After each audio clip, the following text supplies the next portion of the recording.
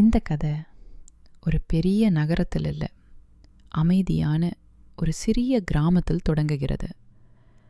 காலையில் சூரியன் உதிக்கும் வேளையில் மண் வாசனை கலந்த காற்று வீசும் அந்த நேரத்தில் ஒரு விவசாயி தன் வயலுக்குச் செல்லும் அந்த காலடி சத்தமே இந்த கதையின் ஆரம்பம்.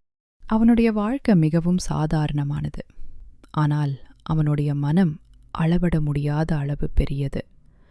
அவனுடைய குடும்பம் ஒரு சிறிய வீடு, உழைப்பால் நிரம்பிய வாழ்க்கை. ஒரு மனைவி, 2 பிள்ளைகள், ஒரு அண்ணன், ஒரு தங்கை. அந்த அப்பா அம்மா இருவருக்கும் ஒரே ஒரு கனவு மட்டும்தான் இருந்தது.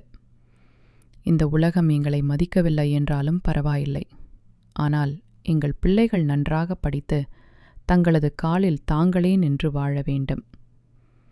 சோறு குறைவாக இருந்தாலும் பிள்ளைகளுக்கு பசி வரக்கூடாது என்று நினைக்கும் அப்பா தன் ஆசைகளை ஒதுக்கி வைத்து பிள்ளைகளின் எதிர்காலமே முக்கியம் என்று வாழும் அம்மா.